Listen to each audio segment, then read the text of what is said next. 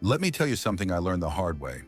After living for more than 70 years on this earth, I've seen trends come and go. I've watched pills promise everything from stronger bones to eternal youth. But nothing has surprised me more than a simple combination I stumbled upon out of sheer desperation. Castor oil and baking soda. Yes, you heard that right. No brand names, no high-end labels, just the good old castor oil that your grandmother probably kept in a dusty bottle, and the white baking soda most people only use to deodorize the fridge or bake cookies. Mix the two together, and what happens after is something most doctors won't believe unless they see it for themselves. I know, because I was one of those who had given up hope, until this mix gave me back more than just comfort. It gave me back a piece of myself. Let's start with the pain. Not emotional pain, mind you. I'm talking about the kind of physical pain that wakes you up in the middle of the night. That gnawing, burning stiffness in your knees, that tight pull in your back when you try to get out of bed in the morning. I had it all. I had tried creams, I had taken tablets, some helped a little, most didn't do much. But this one evening I read something odd in an old home remedy book. Mix castor oil with baking soda into a thick paste and apply it to the joint. Wrap it up with a cloth and leave it for an hour. I thought to myself, what do I have to lose? So I tried it on my swollen knee. Friends, I'm not saying it was magic. I'm saying it was relief. Not instant, but sure enough, by the second day, the swelling began to ease. The ache softened. It didn't vanish overnight, but that joint that kept me in bed, I was walking again without holding onto the furniture. Then there was my hair. I used to have a proud head of hair in my younger days. Jet black and thick like a brush. Age took its toll. The hair started thinning, falling out in the shower, gathering on the pillow. I gave up on shampoos that promised to restore and thicken. They only drained my wallet. One day, out of curiosity, I mixed a spoon of baking soda into a little castor oil and gently massaged it into my scalp. I left it on for about 30 minutes before washing it out. I did this twice a week. Slowly, my scalp stopped itching. The hair that used to fall out in clumps reduced to a few strands. And one morning, while brushing my hair, I noticed something shocking. New hair, baby strands growing where there used to be none. My daughter noticed. My neighbor noticed. Even the barber who once joked that I wouldn't need him much longer asked what I was doing differently. That's when I knew. This simple mix was working deeper than I ever thought. But perhaps the most unexpected effect was on my heart. I don't mean the emotions, I mean the physical heart beating inside my chest. My cholesterol levels had crept up slowly over the years. The doctor said it happens with age, but it worried me. I didn't want to rely on pills for the rest of my life. I began taking a tiny dose of castor oil mixed with a pinch of baking soda in warm water every few days. Just a small amount. It tasted odd, I'll admit. But what happened over the months was nothing short of a quiet miracle. My digestion improved. The heaviness in my chest after meals went away. I felt lighter. When I went back to my doctor for my routine checkup, my cholesterol levels had dropped. The doctor looked at my chart and asked what changes I had made. I just smiled and said I was keeping it natural. He laughed, but I could tell he was surprised. Sometimes what helps us most isn't created in a lab. It's born out of patience and persistence. Now let me share something more delicate. Skin. When you're old, your skin tells your story. Mine had grown dry, cracked, and rough like old leather. The heels of my feet were hard. My elbows scratched against my shirt sleeves. I tried lotions, I tried balms, but they never lasted long. Then I remembered what that same old remedy book said. Make a castor oil and baking soda paste. Rub it gently into dry patches. Let it soak in before bed. I did this every night. Within a week, the cracks in my feet began to close. The skin on my arms softened. My grandson even held my hand one day and said, "Grandpa, your hand feels like Mommy's." That comment nearly brought tears to my eyes, because the world often forgets that the small things matter. When your skin doesn't hurt, when it feels soft again, it makes you feel human again. It makes you feel seen. And lastly, there's one benefit that surprised even me: the fight against infections. I used to get those small, painful boils every now and then, especially around the back or under the arms. It was annoying. and sometimes downright painful. I started dabbing a mix of castor oil and baking soda on those spots as soon as I noticed any redness. The swelling would go down faster. The boils stopped turning into full-blown infections. In a way, this little mix became my shield, my own line of defense. I no longer feared the slightest itch or bump turning into something worse. That gave me peace of mind that no pill had ever given me. Now, I'm not here to sell you anything. I'm not promising you'll wake up tomorrow with the energy of a 20-year-old. But I am telling you this. Sometimes the most powerful remedies are not found behind pharmacy counters. They are passed down from old hands and quiet wisdom. This mix of castor oil and baking soda isn't just a solution. It's a reminder that the body still wants to heal.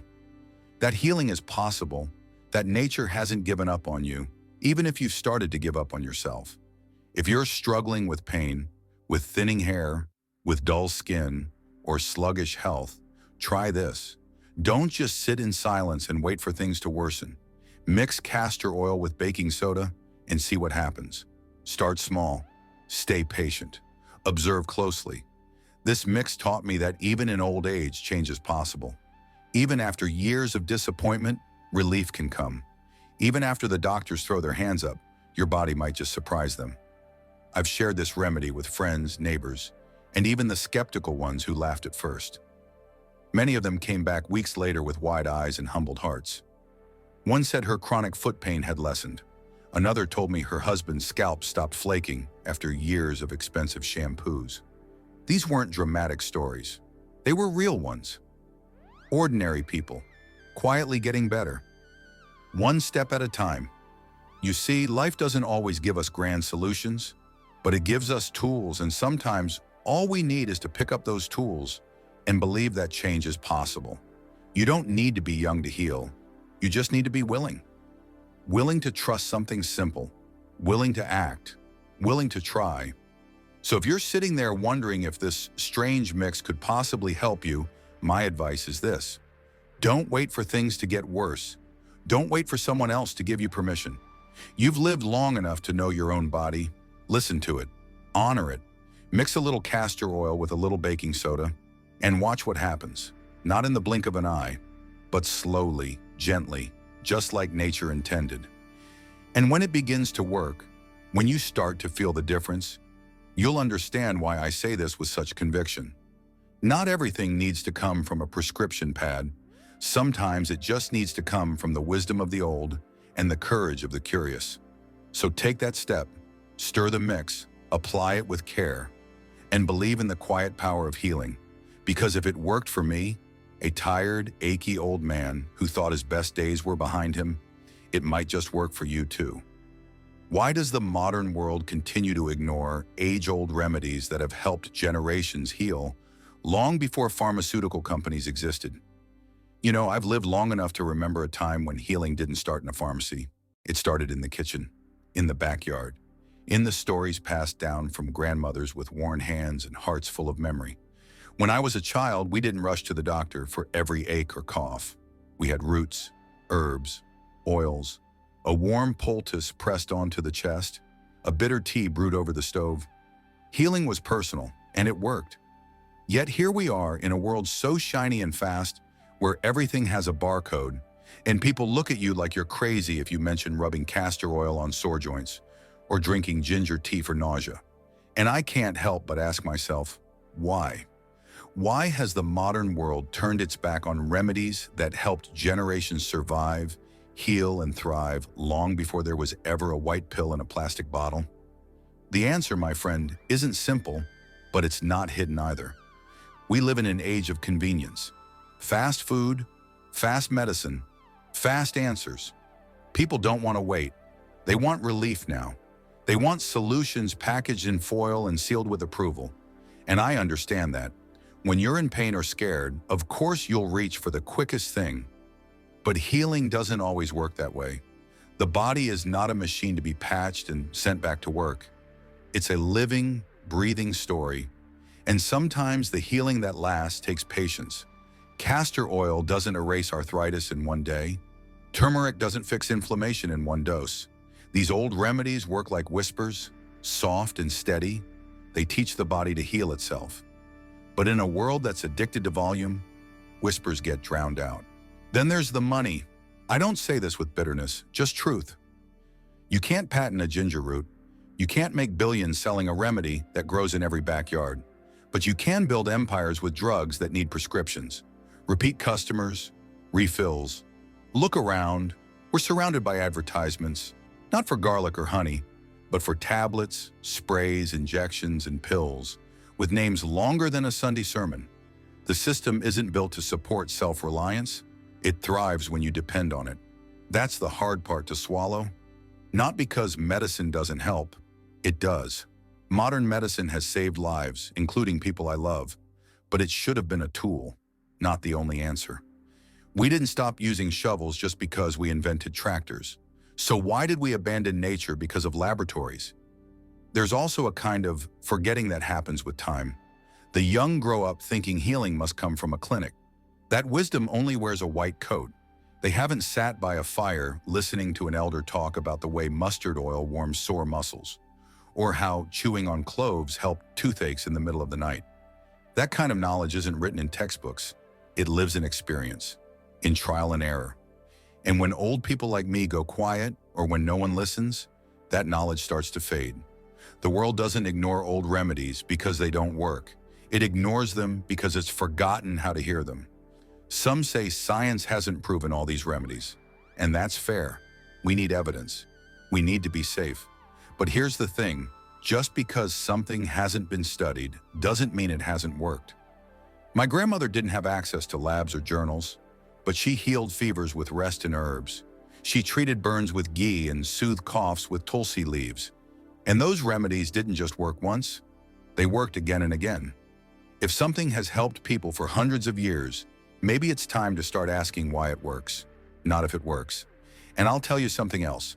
There's a comfort in old remedies that you won't find in cold packaging. There's human touch. There's care.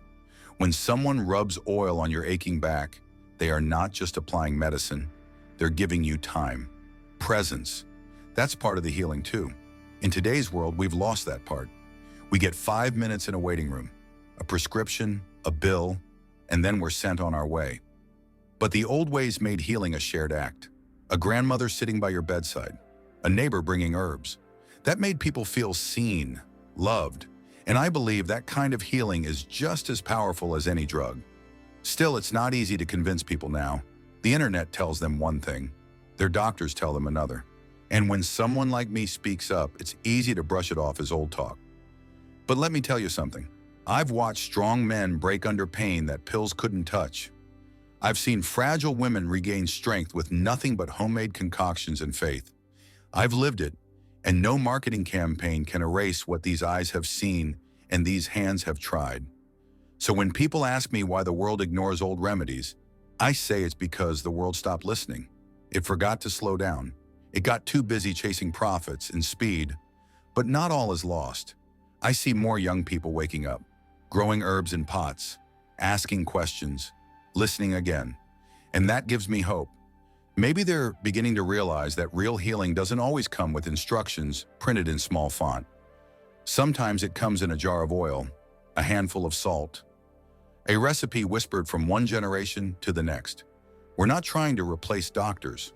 We're trying to remember that our bodies once knew how to heal, and that nature provided more than we ever gave it credit for. So the next time you hear an old man talk about rubbing castor oil on a swollen joint or mixing baking soda into a warm drink, don't laugh. Don't dismiss it. Maybe lean in a little. Ask how. Ask why. Because the world may have forgotten, but the wisdom is still there, waiting to be heard, waiting to be used, waiting to heal again. And maybe, just maybe, when enough of us start listening, the world will stop ignoring what has always been right in front of us. If you liked today's discussion, don't forget to like the video, and if you haven't subscribed to the channel yet, hit the subscribe button and the bell icon to stay updated with every video we release. And yes, don't forget to share your experiences and thoughts in the comments. Every comment is special to us. Your feedback helps us improve further. We'll continue to meet you in every new video on this channel, so until next time, take care.